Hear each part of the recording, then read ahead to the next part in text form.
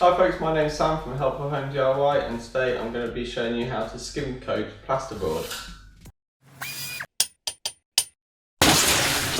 Okay, so I'm finally ready for plastering, and just before I get started I'm just going to cover the tools that you need. Now I might have missed the odd one off which will come out in the wash as a plaster, and I'll give a mention, but for now what I can think of is the following. So obviously you need a whisk. You've seen proper plasterers use a specialist kind of, I can't remember what it's called, but it's something you hold like that, it goes into the bucket, it's got a big mixer on the end. Turns out you can get a pretty decent one for anything between 100 and 200 pounds, so if you're plastering more than a few rooms it's probably worth it. Excuse the child in the background. I will probably invest in one, but that would involve a bit of research to try and find the right one. In the meantime I'm just going to use my Bosch drill, put it on low speed, high torque setting, and see how I get on with that. The other thing is a couple of brushes, soft bristles, you'll see why. You'll need what's called a hawk. This is a very cheap plastic one, very lightweight. I did make one out of wood a while ago, even though it's only a little bit heavier than this. You know, when you're plastering a room, especially if you're doing a ceiling, that extra weight will end up being a bit of a burden. And with this one being plastic, it doesn't suck up any moisture from the plaster as well, so it's well worth it. Other thing is obviously a float. This one was about 20–30 pounds. Nice and clean, always keep your tools clean. Got, I can't remember the name of this, but it's basically for getting your edges, your corners straight. So you run it down the corner, you'll see later on how this is used. But if you want to achieve good corners, then apparently this is the thing for it. So I've got one of those. Another useful tool is a bucket trowel. So it's shaped, sort of slightly tapered, and use it to scoop around the bucket to really get all that mix out of the bucket, and it's good for cleaning it as well. A generic scraper. I'm using a truck to mix my plaster in because trucks are easy to clean and I've already got one. You need a bucket of water which is down there that I'm not going to lift up. Step ladder and a stool. Proper professional plasters will probably set up like a ring of planks that are raised off the floor before they start plastering, so they can easily just hop on it. If they're doing the ceiling, you know, they can easily get to the ceiling, hop off, and then at the end of the day take the planks away. I've not got any planks like that, so I'm just going to have to make do with the stool. And I'm not doing the ceiling anyway, so it's not too bad. So one other thing is this table. So what I happened to have in the garage was a sheet of plastic. Pretty handy. So I cleaned it up a bit, and what I can use this as is, there's a name for it. I'll probably put a picture up or something, but once you've mixed all the plastic with the bucket, you can empty it out onto this, scoop it all out there using the bucket trowel, empty the lot out. That means when you come to taking some plaster and putting it on your hook, it's quite easy to do so. You're not constantly bending down, you're just scooping it onto your hook. That's a good measure to save your back, apparently. So I'm going to give that a go. As for the tools and equipment you need, I think that's pretty much it. So I'm about to start plastering for the very first time. Okay, so we're ready to do our first mix.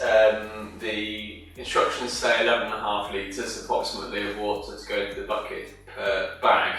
So anyway, put the water in first, and you gradually add the plaster while mixing. Like I said, slow setting, so we'll just get that mixed.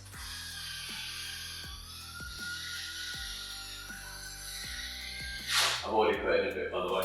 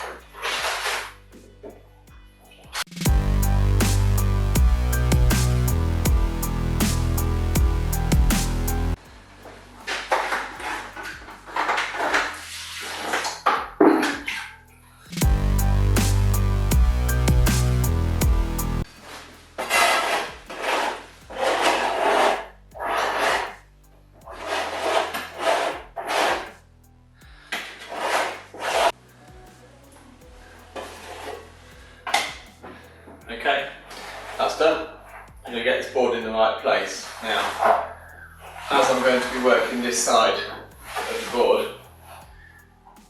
I want this bit slightly overlapping the table, because when I have my hawk, which was this, on a float, I want to scrape it onto that. So I'll have this poking out slightly. Empty the mix onto the table. Like so. That's pretty heavy. Bucket trowel again. So start to get an idea how useful something simple like a bucket trowel is. And for the consistency of the mix, it's probably wetter than you might think. I've just got my bucket trowel here, drag it through, it kind of retains its shape. That's for the first mix, and that's what you want to achieve. Okay, so get the bucket trowel to one side. Don't need that at the moment. Using this to float. So, bit of technique here. Remember, just have a think about which way you're putting it on. So, obviously you've got two edges. One's the inside, one's the outside edge. I'm guessing that's the outside, but I don't really know. So, if you're coming up from the bottom, you know, using that edge, or if you're coming from the side, using the, I'm guessing, inside edge. Okay, so you want to get a blob onto your hawk. And then what you do is you can easily take that off the hawk and onto your float, onto the edge that you want, play at the edge, like that, okay? And what we'll do is we'll apply this for the first time on the wool.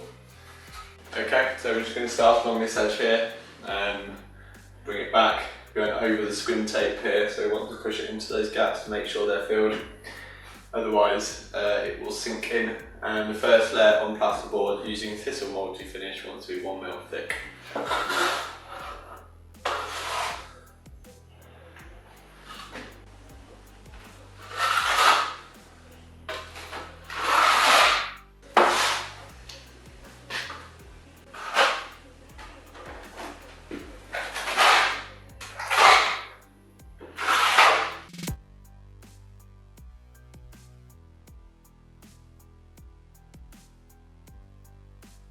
Okay, so at this stage don't worry too much about lumps and bumps, you come back later to sort that out.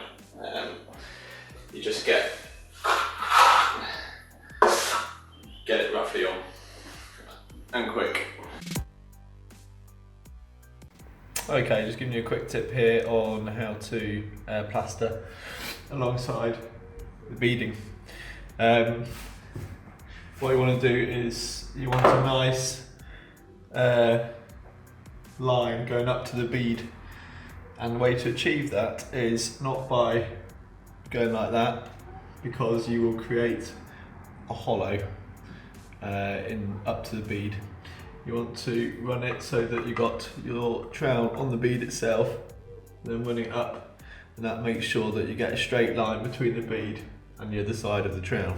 Obviously that's quite a short distance, we've already plastered here, so you'll be running it along like that, not like that. Okay? Okay, so after about 20 minutes or so, and once it's tacky, as in not too wet, you can lightly go over it with a trowel, just get rid of the lumps and bumps before we mix the second mix for the finishing coat. At the moment it should be about 1 mil thick or thereabouts.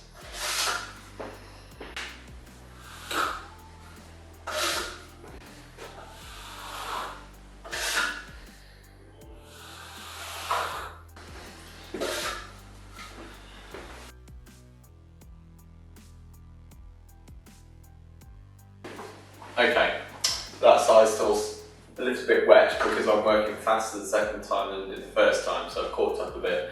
While that's drying, very quickly, just to go over a couple of techniques. So, applying the plaster, long strokes, as long as you can. Obviously there's some areas where you can't help just doing short strokes, but keep it nice and long, that helps keep it consistent. one thing that I found helped was, as you're going up, obviously you tilt the blade like that, then come back down, switch the blade around and come back down. So you're like that, bending the wrist. That seemed to help with applying a nice even coat. Don't worry too much on the first coat about getting it nice and even and flat. It's not going to happen. There's no need, in fact, and if you worry about it too much, you'll end up spending too much time on that first coat. The other technique is when it comes to skimming off the second coat, skimming off the first coat after it's gone tacky like I've just done on this side. One technique is to keep the blade, let's say that's the wall. Let's say that's the wall. Don't go to an angle like that because that will rough up the plaster. Keep it at a very slight angle. Obviously not too much, else you're going to dig into it, but a very slight angle. That helps to smooth it off. If you do that, you'll be surprised how smooth it goes. Okay, I'm going to see how this side is now.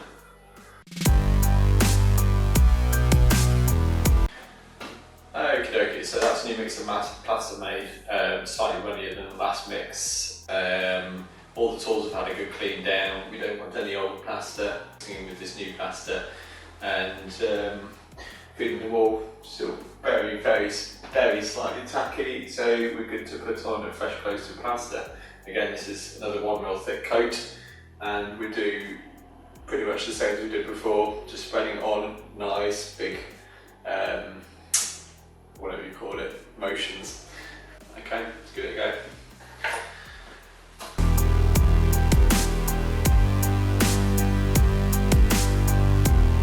Okay, and much the same as the first coat, after about 20 minutes, 25 minutes, you can do what's called closing in, which is just with a clean tool, go over it to get rid of lumps and bumps. So we'll do that just now. Okay, so that's the second coat sort of skimmed over. Again, we'll leave it for another 10 minutes or so, and then we'll skim it over again with a little bit of water on the float, just to get it really smooth. Okay, so what we're going to do now is just get it flattened out a little bit more. It's a little bit tacky, so the way to do that, a bit of water on a brush, not too wet. Brush it along. Just very light touch with a clean float. Always helps to add a bit of water to the float as well.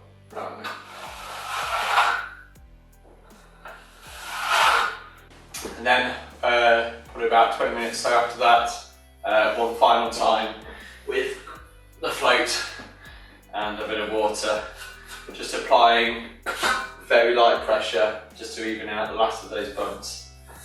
It's also at this point that you want to just tidy up the edges with a damp brush, just going along like so, like that. Alright, and then to finish off, when you are polishing the plaster for the second time, i.e. going over the float with a bit of water for the second time, you can really touch up the corners to get them nice, just with a wet paintbrush. Okie dokie, and that should be it, bar any flaky bits around the edges that I'd get with the scraper once it's dried. To be honest, give you a bit of feedback, first time plastered a wall. We see how it turns out, because with things like this, you know, once you paint it, you can show up the lumps and bumps. Looking down it, I'm pretty chuffed. If it turns out alright, not as difficult as everyone makes out. So there we go, proof that you can plaster a room if you follow these steps. Okay, so it's one day after I plastered those two walls, 2 days after I plastered that wall and that wall. You can tell the difference already, like with how it's drying. Here's 4 pictures that I'll show you. That's the first wall. The second wall that I did 2 days ago. And that's the third and fourth wall that I did yesterday. So in terms of what to do next is get rid of the lumps and bumps that are, well, the overspun into the socket, just chip them out. You want to give it at least 3 days before painting, and painting onto fresh plaster will be in a separate vlog. If you're not sure after 3 days, the advice is to give it a week just to be safe. Obviously you want to keep your windows open, so if you remember I'd probably put something in the region of about six bucketfuls of water into this plaster. That water's got to go somewhere, so usually evaporates obviously into the air, and over time it'll come out into the air. So leave all your windows on vent all the time, otherwise you get moisture problems in the rest of your house. The other thing to be aware of is, obviously I've got myself, my family, 3 kids living in this house. Until it's painted, the last thing they want is them to put their hands onto the plaster and get grease onto the plaster. That will affect when you paint onto it. So what I'm going to do is, just in the corridor bit, in between this door and this door, I'll probably just put up a sheet of plastic or something, just loose, hanging from the ceiling, just to prevent them touching that wall there, just as a precautionary measure. So after at least 3 days, I'll probably give it a week till next weekend. It should be good to start painting. So follow this other vlog, so the other video on me painting into fresh plaster. Okay, thanks for watching that. I hope you found it useful. As always put a little bit more on my blog post on my website. I'll put the link to that in the show notes below. You'll find it just in the how-to section of my website, and if you scroll down a bit, you'll see it there, under the plastering course. Please subscribe if you like this video, and like it as well, that would be great, and good luck with your skimming. I wish you all the best.